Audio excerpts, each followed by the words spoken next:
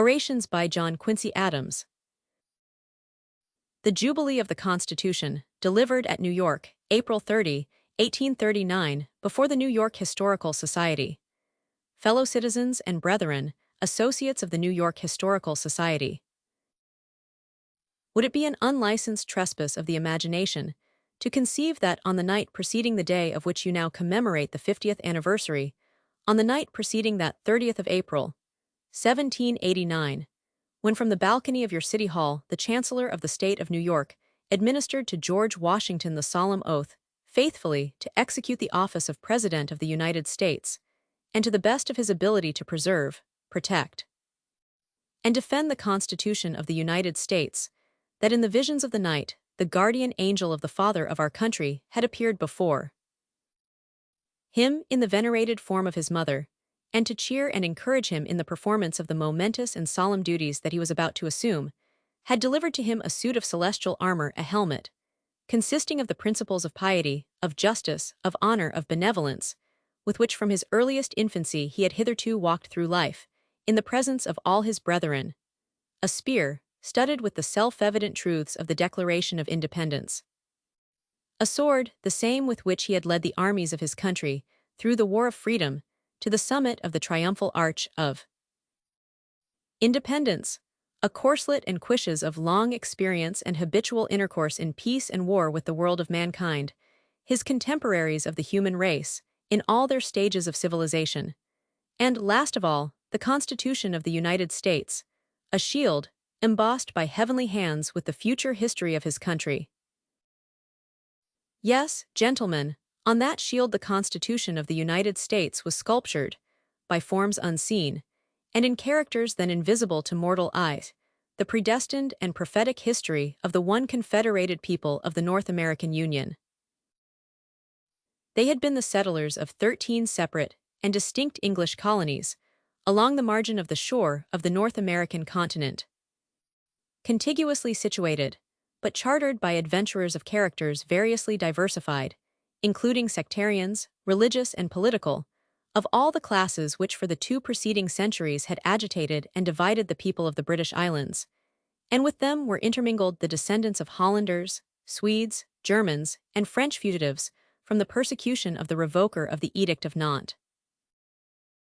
In the bosoms of this people, thus heterogeneously composed, there was burning, kindled at different furnaces, but all furnaces of affliction, one clear, steady flame of liberty, bold and daring enterprise, stubborn endurance of privation, unflinching intrepidity in facing danger, and inflexible adherence to conscientious principle, had steeled to energetic and unyielding hardihood the characters of the primitive settlers of all these colonies. Since that time 2 or 3 generations of men had passed away, but they had increased and multiplied with unexampled rapidity, and the land itself had been the recent theater of a ferocious and bloody 7-years' war between the 2 most powerful and most civilized nations of Europe, contending for the possession of this continent. Of that strife, the victorious combatant had been Britain. She had conquered the provinces of France. She had expelled her rival totally from the continent, over which, bounding herself by the Mississippi, she was thenceforth to hold divided empire only with Spain. She had acquired undisputed control over the Indian tribes, still tenanting the forests unexplored by the European man. She had established an uncontested monopoly of the commerce of all her colonies. But forgetting all the warnings of preceding ages, forgetting the lessons written in the blood of her own children, through centuries of departed time, she undertook to tax the people of the colonies without their consent. Resistance, instantaneous, unconcerted, sympathetic, inflexible resistance, like an electric shock, startled and roused the people of all the English colonies on this continent. This was the first signal of the North American Union. The struggle was for chartered rights, for English liberties, for the cause of Algernon Sidney and John Hampden, for trial by jury, the habeas corpus and Magna Charta. But the English lawyers had decided that Parliament was omnipotent, and Parliament, in its omnipotence, instead of trial by jury and the habeas corpus, enacted admiralty courts in England to try Americans for offenses charged against them as committed in America. Instead of the privileges of Magna Charta, nullified the charter itself of Massachusetts Bay, shut up the port of Boston, sent armies and navies to keep the peace, and teach the colonies that John Hampden was a rebel and Algernon Sidney a traitor. English liberties had failed them. From the omnipotence of Parliament, the colonists appealed to the rights of man and the omnipotence of the God of battles.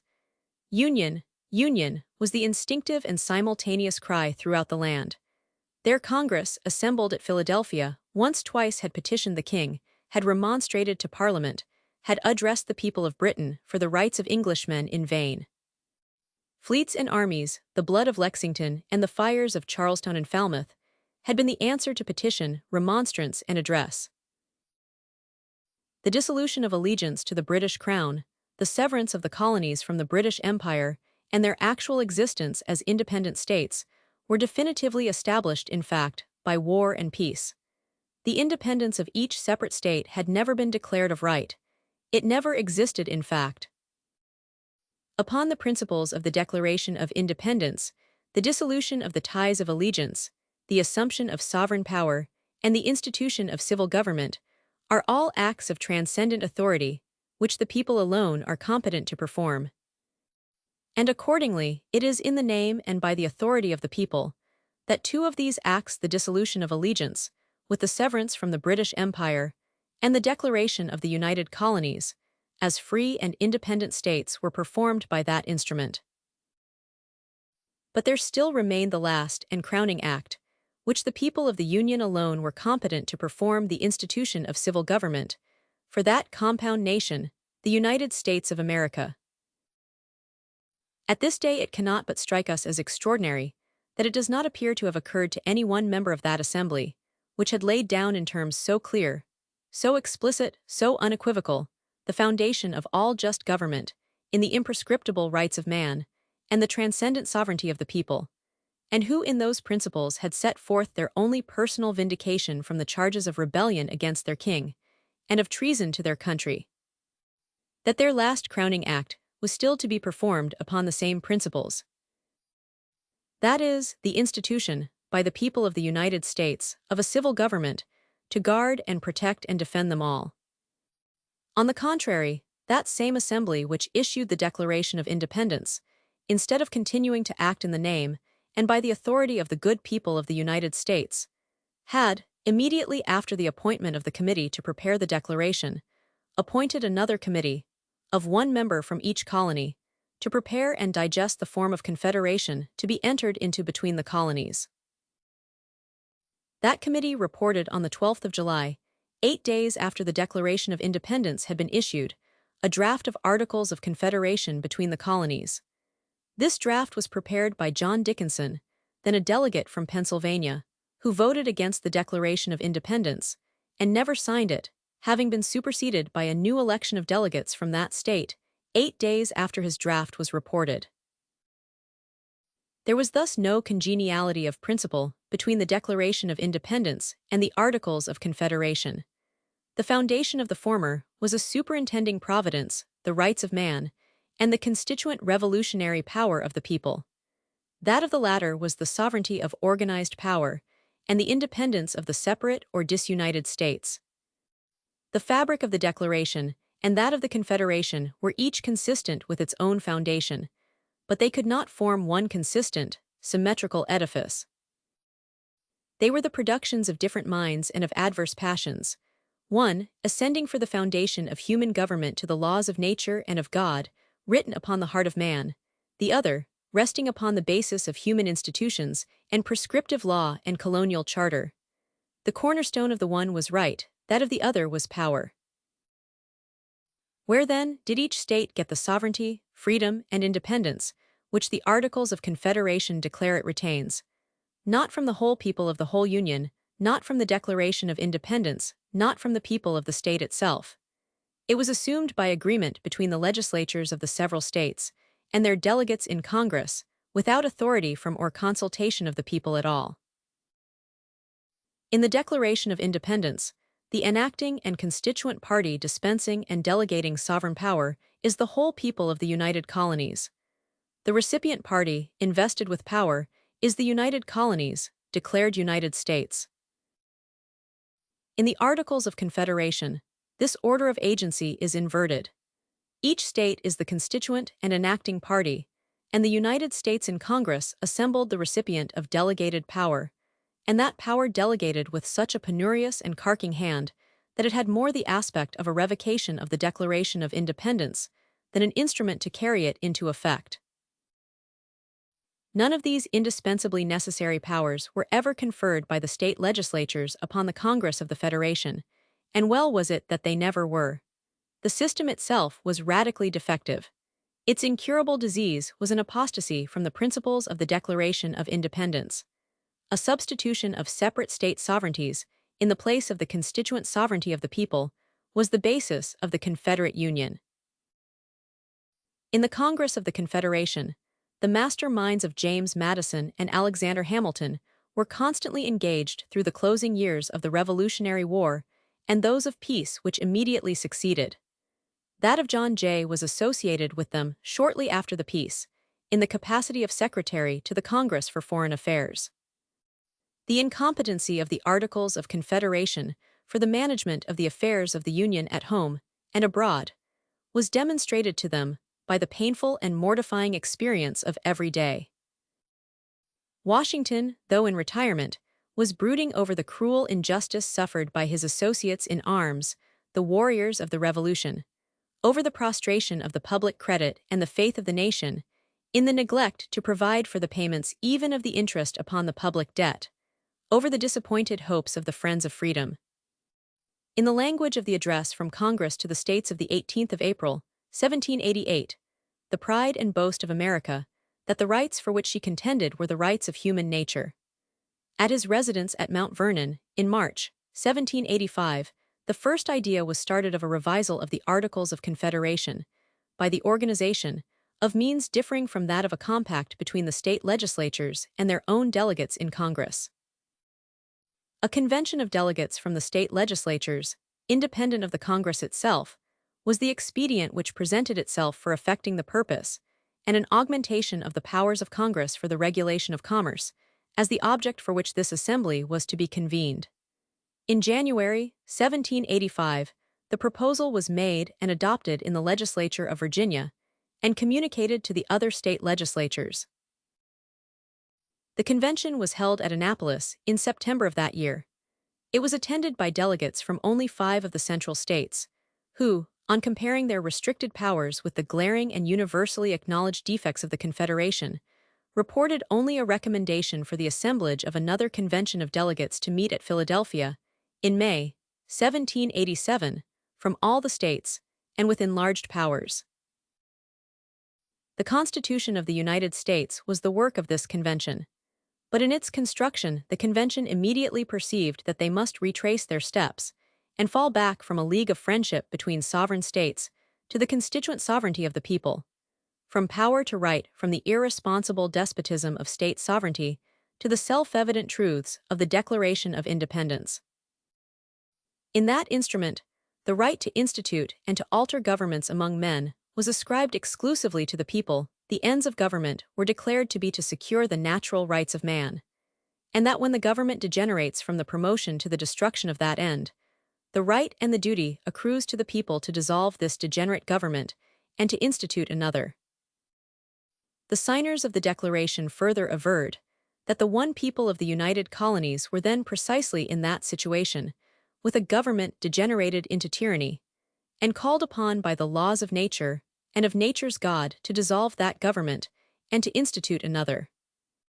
Then, in the name and by the authority of the good people of the colonies, they pronounced the dissolution of their allegiance to the king, and their eternal separation from the nation of Great Britain, and declared the United Colonies independent states, and here as the representatives of the one people they had stopped. They did not require the confirmation of this act, for the power to make the declaration had already been conferred upon them by the people, delegating the power, indeed, separately in the separate colonies, not by colonial authority, but by the spontaneous revolutionary movement of the people in them all. From the day of that declaration, the constituent power of the people had never been called into action. A confederacy had been substituted in the place of a government, and state sovereignty had usurped the constituent sovereignty of the people. The convention assembled at Philadelphia had themselves no direct authority from the people. Their authority was all derived from the state legislatures, but they had the Articles of Confederation before them, and they saw and felt the wretched condition into which they had brought the whole people, and that the Union itself was in the agonies of death. They soon perceived that the indispensably needed powers were such as no state government, no combination of them, was by the principles of the Declaration of Independence competent to bestow. They could emanate only from the people. A highly respectable portion of the Assembly, still clinging to the Confederacy of States, proposed, as a substitute for the Constitution, a mere revival of the Articles of Confederation, with a grant of additional powers to the Congress. Their plan was respectfully and thoroughly discussed, but the want of a government and of the sanction of the people to the delegation of powers happily prevailed. A constitution for the people, and the distribution of legislative, executive, and judicial powers was prepared. It announced itself as the work of the people themselves. And as this was unquestionably a power assumed by the convention, not delegated to them by the people, they religiously confined it to a simple power to propose, and carefully provided that it should be no more than a proposal until sanctioned by the Confederation Congress, by the state legislatures, and by the people of the several states, in conventions specially assembled, by authority of their legislatures, for the single purpose of examining and passing upon it.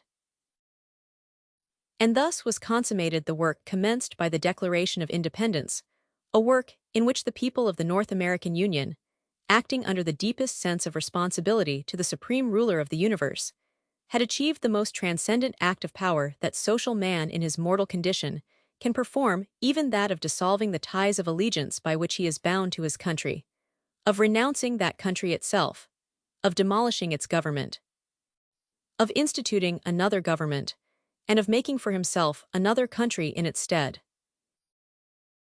And on that day, of which you now commemorate the 50th anniversary on that 30th day of April, 1789, was this mighty revolution, not only in the affairs of our own country, but in the principles of government over civilized man, accomplished. The revolution itself was a work of 13 years, and had never been completed until that day. The Declaration of Independence and the Constitution of the United States are parts of one consistent whole, founded upon one and the same theory of government, then new in practice, though not as a theory, for it had been working itself into the mind of man for many ages, and had been especially expounded in the writings of Locke, though it had never before been adopted by a great nation in practice. There are yet, even at this day, many speculative objections to this theory. Even in our own country, there are still philosophers who deny the principles asserted in the Declaration as self-evident truths, who deny the natural equality and inalienable rights of man, who deny that the people are the only legitimate source of power, who deny that all just powers of government are derived from the consent of the governed. Neither your time, nor perhaps the cheerful nature of this occasion, permit me here to enter upon the examination of this anti-revolutionary theory, which arrays state sovereignty against the constituent sovereignty of the people, and distorts the Constitution of the United States into a league of friendship between confederate corporations. I speak to matters of fact. There is the Declaration of Independence, and there is the Constitution of the United States. Let them speak for themselves. The grossly immoral and dishonest doctrine of despotic state sovereignty, the exclusive judge of its own obligations, and responsible to no power on earth or in heaven for the violation of them, is not there. The Declaration says, "It is not in me." The Constitution says, "It is not in me." Oration at Plymouth, December 22, 1802, in commemoration of the landing of the Pilgrims. Among the sentiments of most powerful operation upon the human heart, and most highly honorable to the human character, are those of veneration for our forefathers, and of love for our posterity. They form the connecting links between the selfish and the social passions. By the fundamental principle of Christianity, the happiness of the individual is interwoven, by innumerable and imperceptible ties, with that of his contemporaries. By the power of filial reverence and parental affection, individual existence is extended beyond the limits of individual life, and the happiness of every age is chained in mutual dependence upon that of every other. Respect for his ancestors excites, in the breast of man, interest in their history, attachment to their characters, concern for their errors, involuntary pride in their virtues. Love for his posterity spurs him to exertion for their support, stimulates him to virtue for their example, and fills him with the tenderest solicitude for their welfare. Man, therefore, was not made for himself alone. No, he was made for his country by the obligations of the social compact.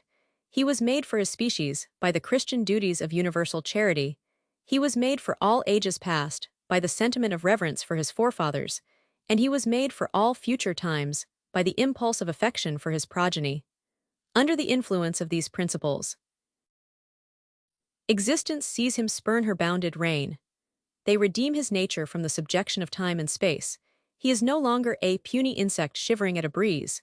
He is the glory of creation, formed to occupy all time and all extent, bounded, during his residence upon earth, only to the boundaries of the world, and destined to life and immortality in brighter regions, when the fabric of nature itself shall dissolve and perish.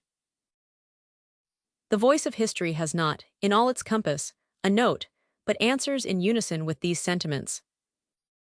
The barbarian chieftain, who defended his country against the Roman invasion, driven to the remotest extremity of Britain, and stimulating his followers to battle by all that has power of persuasion upon the human heart, concluded his persuasion by an appeal to these irresistible feelings.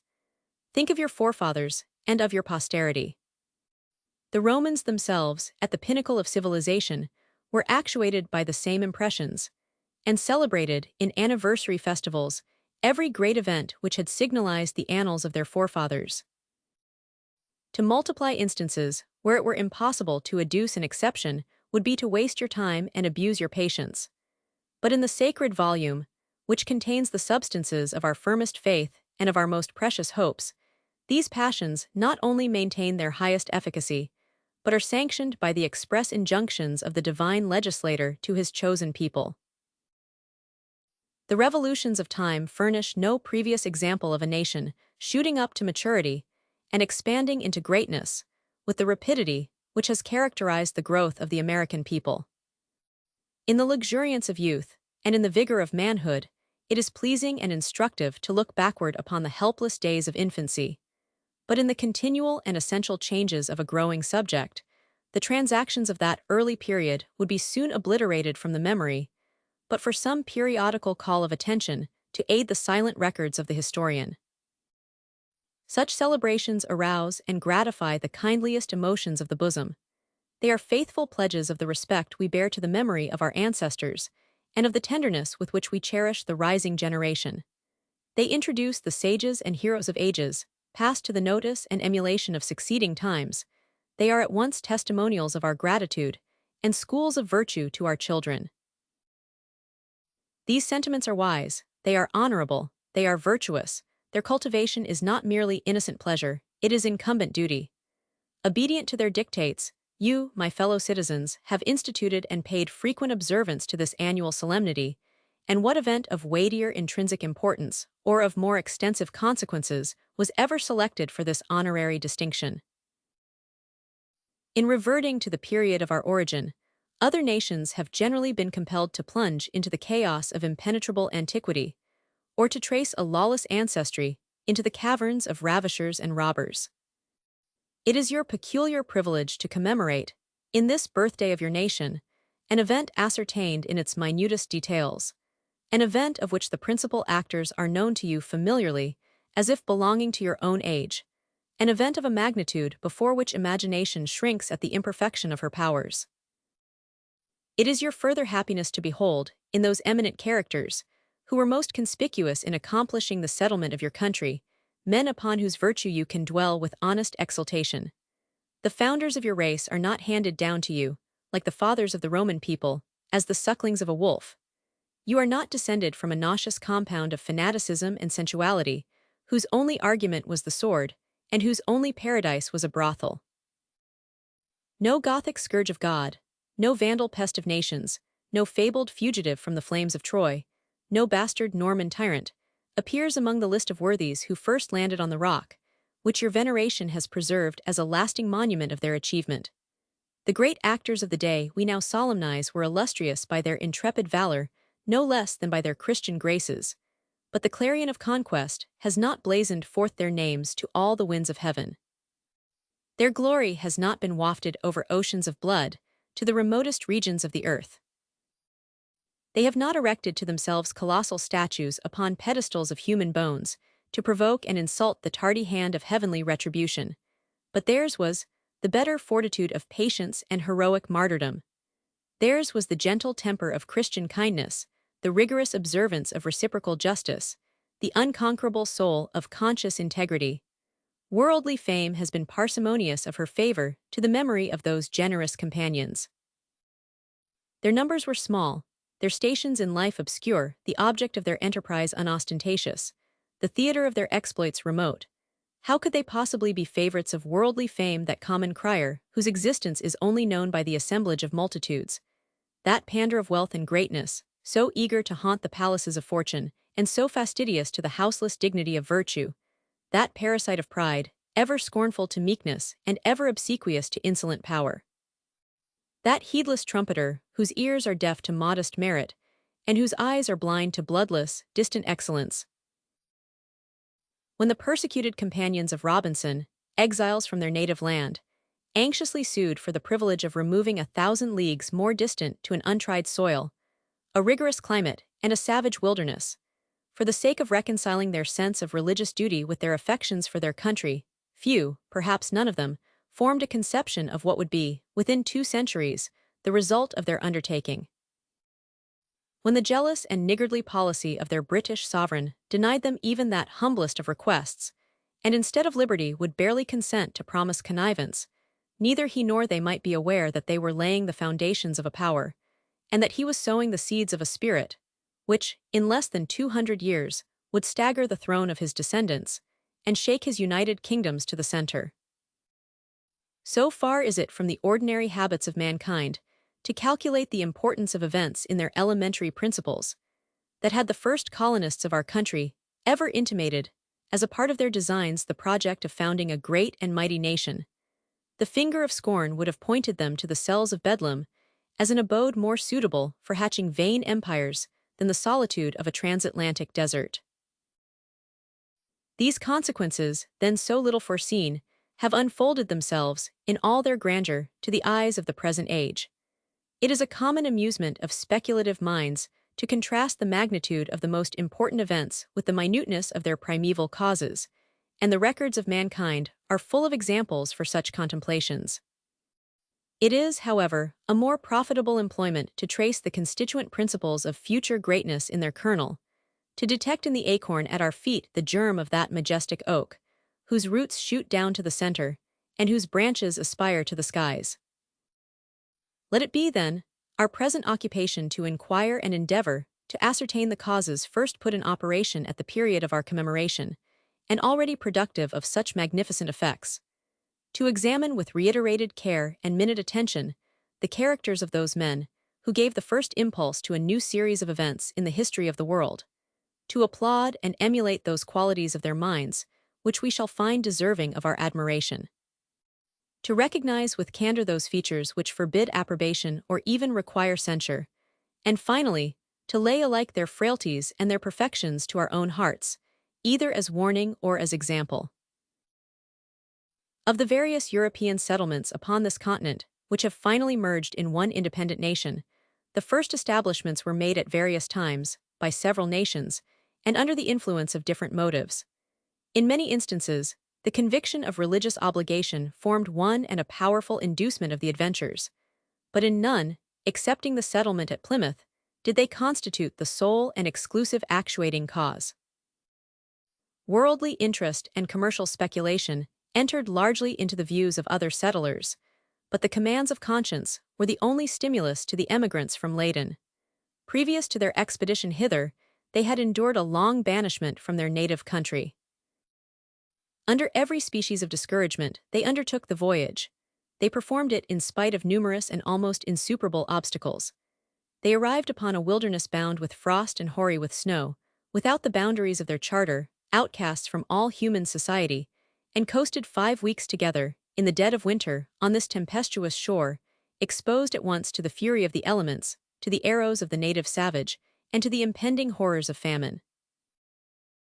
Courage and perseverance have a magical talisman, before which difficulties disappear and obstacles vanish into air.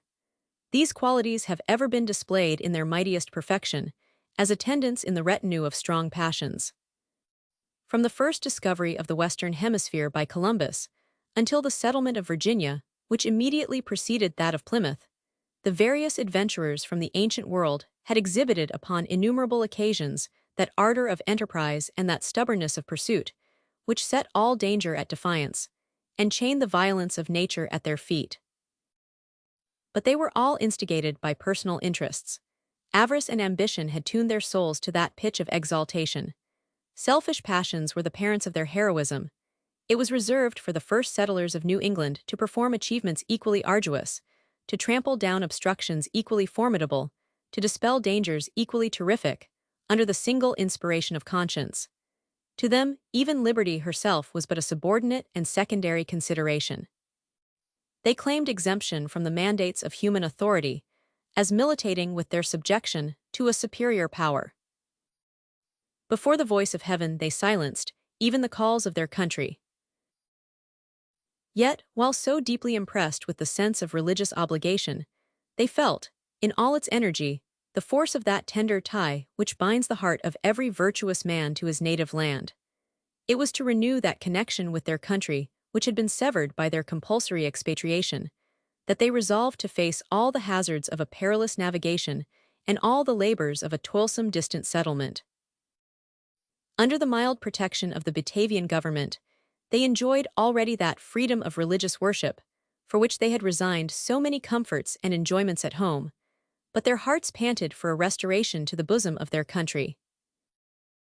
Invited and urged by the open-hearted and truly benevolent people, who had given them an asylum from the persecution of their own kindred, to form their settlement within the territories then under their jurisdiction, the love of their country predominated over every influence save that of conscience alone, and they preferred the precarious chance of relaxation from the bigoted rigor of the English government to the certain liberality and alluring offers of the Hollanders. Observe, my countrymen, the generous patriotism, the cordial union of soul, the conscious yet unaffected vigor which beam in their application to the British monarch. They were well weaned from the delicate milk of their mother country, and inured to the difficulties of a strange land.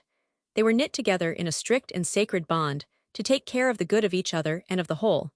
It was not with them as with other men, whom small things could discourage, or small discontents cause to wish themselves again at home. Children of these exalted pilgrims, is there one among you who can hear the simple and pathetic energy of these expressions without tenderness and admiration? Venerated shades of our forefathers! No, ye were indeed not ordinary men. That country which had ejected you so cruelly from her bosom, you still delighted to contemplate in the character of an affectionate and beloved mother. The sacred bond which knit you together was indissoluble while you lived, and oh, may it be to your descendants the example and the pledge of harmony to the latest period of time. The difficulties and dangers, which so often had defeated attempts of similar establishments, were unable to subdue souls tempered like yours. You heard the rigid interdictions, you saw the menacing forms of toil and danger forbidding your access to this land of promise, but you heard without dismay, you saw and disdained retreat. Firm and undaunted in the confidence of that sacred bond, conscious of the purity and convinced of the importance of your motives, you put your trust in the protecting shield of Providence and smiled defiance at the combining terrors of human malice and of elemental strife. These, in the accomplishment of your undertaking, you were summoned to encounter in their most hideous forms. These you met with that fortitude, and combated with that perseverance, which you had promised in their anticipation. These you completely vanquished in establishing the foundations of New England, and the day which we now commemorate is the perpetual memorial of your triumph. It were an occupation peculiarly pleasing to cull from our early historians, and exhibit before you every detail of this transaction, to carry you in imagination on board their bark at the first moment of her arrival in the bay, to accompany Carver, Winslow, Bradford, and Standish in all their excursions upon the desolate coast, to follow them into every rivulet and creek where they endeavored to find a firm footing, and to fix, with a pause of delight and exultation, The instant when the first of these heroic adventurers alighted on the spot where you, their descendants, now enjoy the glorious and happy reward of their labors. But in this grateful task, your former orators on this anniversary have anticipated all that the most ardent industry could collect, and gratified all that the most inquisitive curiosity could desire. To you, my friends, every occurrence of that momentous period is already familiar. A transient allusion to a few characteristic instances, which mark the peculiar history of the Plymouth settlers, may properly supply the place of a narrative, which, to this auditory, must be superfluous. One of these remarkable incidents is the execution of that instrument of government by which they formed themselves into a body politic, the day after their arrival upon the coast, and previous to their first landing. That is, perhaps, the only instance in human history of that positive, original social compact, which speculative philosophers have imagined as the only legitimate source of government. Here was a unanimous and personal assent, by all the individuals of the community, to the association by which they became a nation. It was the result of circumstances and discussions which had occurred during their passage from Europe, and is a full demonstration that the nature of civil government, abstracted from the political institutions of their native country, had been an object of their serious meditation. The settlers of all the former European colonies had contented themselves with the powers conferred upon them by their respective charters, without looking beyond the seal of the royal parchment for the measure of their rights and the rule of their duties. The founders of Plymouth had been impelled by the peculiarities of their situation to examine the subject with deeper and more comprehensive research. After 12 years of banishment from the land of their first allegiance, during which they had been under an adoptive and temporary subjection to another sovereign, they must naturally have been led to reflect upon the relative rights and duties of allegiance and subjection. They had resided in a city, the seat of a university, where the polemical and political controversies of the time were pursued with uncommon fervor. In this period they had witnessed the deadly struggle between the two parties, into which the people of the United Provinces, after their separation from the Crown of Spain, had divided themselves. The contest embraced within its compass not only theological doctrines, but political principles, and Morris and Barnevelt were the temporal leaders of the same rival factions, of which Episcopius and Polyander were the ecclesiastical champions. That the investigation of the fundamental principles of government was deeply implicated in these dissensions is evident from the immortal work of Grotius, Upon the Rights of War and Peace, which undoubtedly originated from them. Grotius himself had been a most distinguished actor and sufferer in those important scenes of internal convulsion, and his work was first published very shortly after the departure of our forefathers from Leyden. It is well known that in the course of the contest Mr. Robinson more than once appeared, with credit to himself, as a public disputant against Episcopius, and from the manner in which the fact is related by Governor Bradford, it is apparent that the whole English Church at Leyden took a zealous interest in the religious part of the controversy. As strangers in the land, it is presumable that they wisely and honorably avoided entangling themselves in the political contentions involved with it. Yet the theoretic principles, as they were drawn into discussion, could not fail to arrest their attention, and must have assisted them to form accurate ideas concerning the origin and extent of authority among men, independent of positive institutions. The importance of these circumstances will not be duly weighed without taking into consideration the state of opinion then prevalent in England. The general principles of government were there little understood and less examined. The whole substance of human authority was centered in the simple doctrine of royal prerogative, the origin of which was always traced in theory to divine institution. 20 years later, the subject was more industriously sifted, and for half a century became one of the principal topics of controversy between the ablest and most enlightened men in the nation. The instrument of voluntary association, executed on board the Mayflower, testifies that the parties to it had anticipated the improvement of their nation.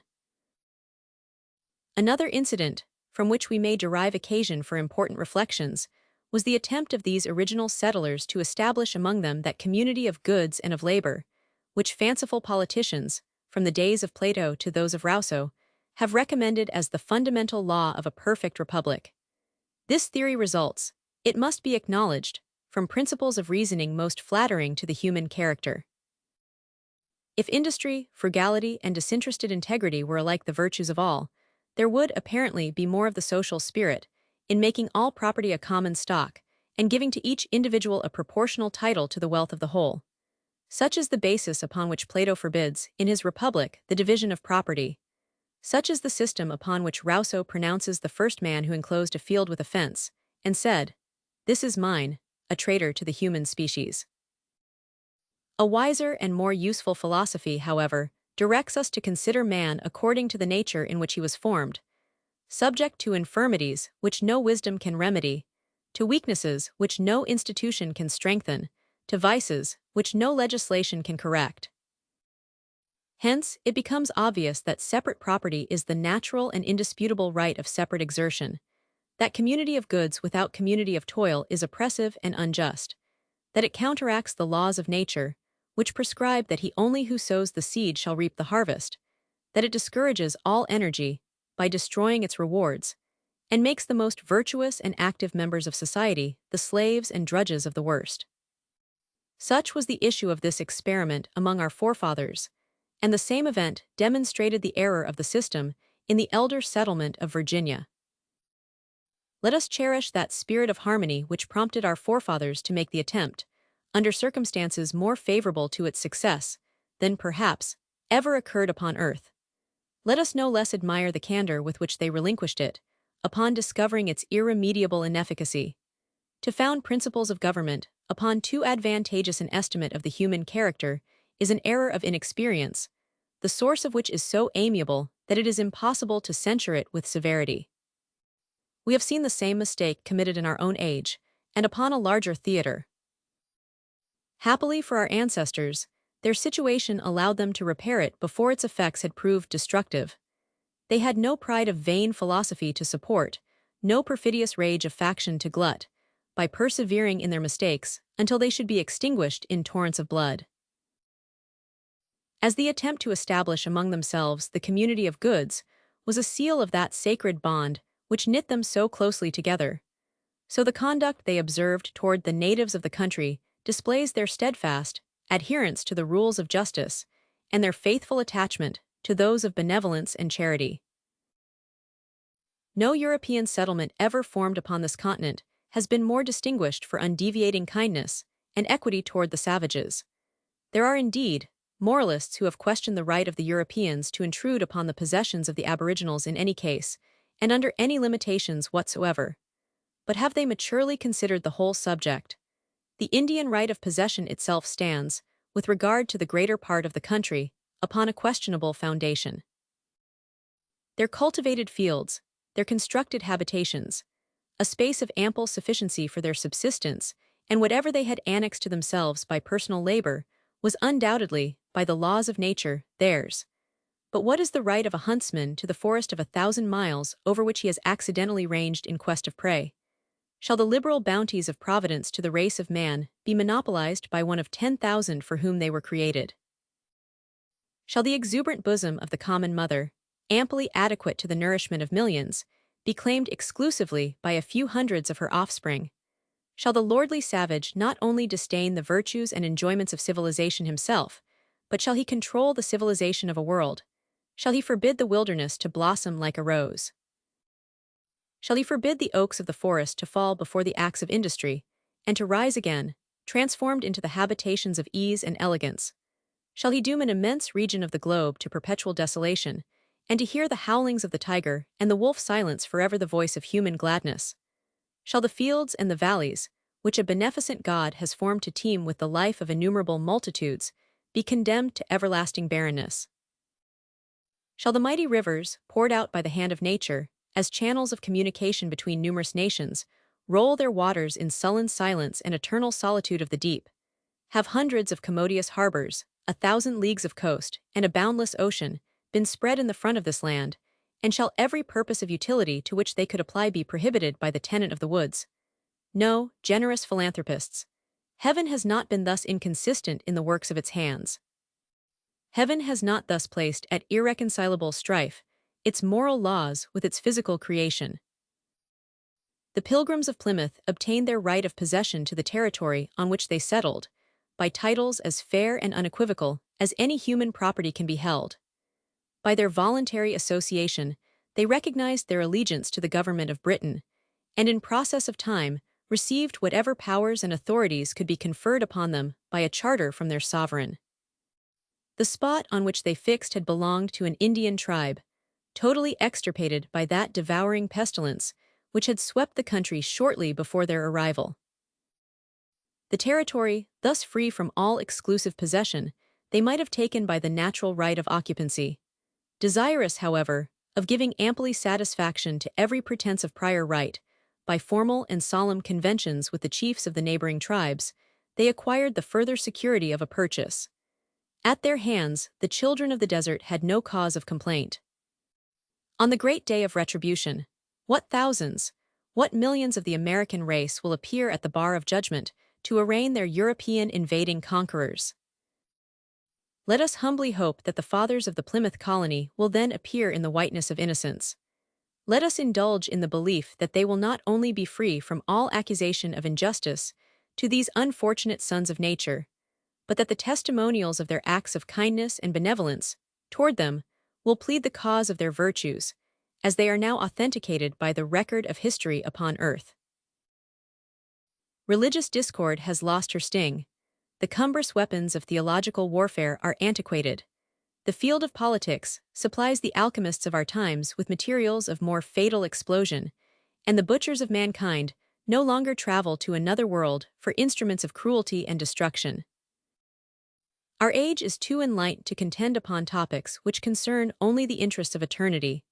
The men who hold in proper contempt all controversies about trifles, except such as inflame their own passions, have made it a commonplace censure against your ancestors, that their zeal was enkindled by subjects of trivial importance, and that however aggrieved by the intolerance of others, they were alike intolerant themselves. Against these objections, your candid judgment will not require an unqualified justification, but your respect and gratitude for the founders of the state may boldly claim an ample apology. The original grounds of their separation from the Church of England were not objects of a magnitude to dissolve the bonds of communion, much less those of charity, between Christian brethren of the same essential principles. Some of them, however, were not inconsiderable, and numerous inducements concurred to give them an extraordinary interest in their eyes. When that portentous system of abuses, the papal dominion, was overturned, a great variety of religious sects arose in its stead in the several countries, which for many centuries before had been screwed beneath its subjection. The fabric of the Reformation, first undertaken in England upon a contracted basis, by a capricious and sanguinary tyrant, had been successively overthrown and restored, renewed and altered, according to the varying humors and principles of 4 successive monarchs. To ascertain the precise point of division between the genuine institutions of Christianity and the corruptions accumulated upon them in the progress of 15 centuries, was found a task of extreme difficulty throughout the Christian world. Men of the profoundest learning, of the sublimest genius, and of the purest integrity, after devoting their lives to the research, finally differed in their ideas upon many great points, both of doctrine and discipline. The main question, it was admitted on all hands, most intimately concerned the highest interests of man, both temporal and eternal. Can we wonder that men who felt their happiness here and their hopes of hereafter, their worldly welfare, and the kingdom of heaven at stake, should sometimes attach an importance beyond their intrinsic weight to collateral points of controversy, connected with the all-involving object of the Reformation? The changes in the forms and principles of religious worship were introduced and regulated in England by the hand of public authority, but that hand had not been uniform or steady in its operations. During the persecutions inflicted in the interval of popish restoration under the reign of Mary, upon all who favored the Reformation, many of the most zealous reformers had been compelled to fly their country. While residing on the continent of Europe, they had adopted the principles of the most complete and rigorous Reformation, as taught and established by Calvin. On returning afterward to their native country, they were dissatisfied with the partial Reformation, at which, as they conceived, the English establishment had rested, and claiming the privilege of private conscience, upon which alone any departure from the Church of Rome could be justified, they insisted upon the right of adhering to the system of their own preference, and of course, upon that of nonconformity to the establishment prescribed by the royal authority. The only means used to convince them of error and reclaim them from dissent was force, and force served, but to confirm the opposition it was meant to suppress. By driving the founders of the Plymouth colony into exile, it constrained them to absolute separation irreconcilable. Viewing their religious liberties here, as held only by sufferance, yet bound to them by all the ties of conviction, and by all their sufferings for them, could they forbear to look upon every dissenter among themselves with a jealous eye? Within 2 years after their landing, they beheld a rival settlement attempted in their immediate neighborhood, and not long after, the laws of self-preservation compelled them to break up a nest of revelers, who boasted of protection from the mother country, and who had recurred to the easy but pernicious resource of feeding their wanton idleness, by furnishing the savages with the means, the skill, and the instruments of European destruction. Toleration, in that instance, would have been self-murder, and many other examples might be alleged, in which their necessary measures of self-defense have been exaggerated into cruelty, and their most indispensable precautions distorted into persecution. Yet shall we not pretend that they were exempt from the common laws of mortality, or entirely free from all the errors of their age. Their zeal might sometimes be too ardent, but it was always sincere. At this day, religious indulgence is one of our clearest duties, because it is one of our undisputed rights. While we rejoice that the principles of genuine Christianity have so far triumphed over the prejudices of a former generation, let us fervently hope for the day when it will prove equally victorious over the malignant passions of our own. In thus calling your attention to some of the peculiar features in the principles, the character, and the history of our forefathers, it is as wide from my design, as I know it would be from your approbation, to adorn their memory with a chaplet plucked from the domain of others. The occasion and the day are more peculiarly devoted to them, and let it never be dishonored with a contracted and exclusive spirit. Our affections as citizens embrace the whole extent of the Union, and the names of Raleigh, Smith, Winthrop, Calvert, Penn, and Oglethorpe excite in our minds recollections equally pleasing and gratitude equally fervent with those of Carver and Bradford. 2 centuries have not yet elapsed since the first European foot touched the soil which now constitutes the American Union. 2 centuries more in our numbers must exceed those of Europe itself. The destinies of their empire, as they appear in prospect before us, disdain the powers of human calculation. Yet, as the original founder of the Roman state is said once to have lifted upon his shoulders the fame and fortunes of all his posterity, so let us never forget that the glory and greatness of all our descendants is in our hands. Preserve in all their purity, refine, if possible, from all their alloy, those virtues which we this day commemorate as the ornament of our forefathers. Adhere to them with inflexible resolution, as to the horns of the altar. Instill them with unwearied perseverance into the minds of your children. Bind your souls and theirs to the national union, as the cords of life are centered in the heart, and you shall soar with rapid and steady wing to the summit of human glory. Nearly a century ago, one of those rare minds to whom it is given to discern future greatness in its seminal principles, upon contemplating the situation of this continent, pronounced, in a vein of poetic inspiration, "Westward the star of empire takes its way." Let us unite in ardent supplication to the founder of nations and the builder of worlds, that what then was prophecy may continue unfolding into history, that the dearest hopes of the human race may not be extinguished in disappointment, and that the last may prove the noblest empire of time.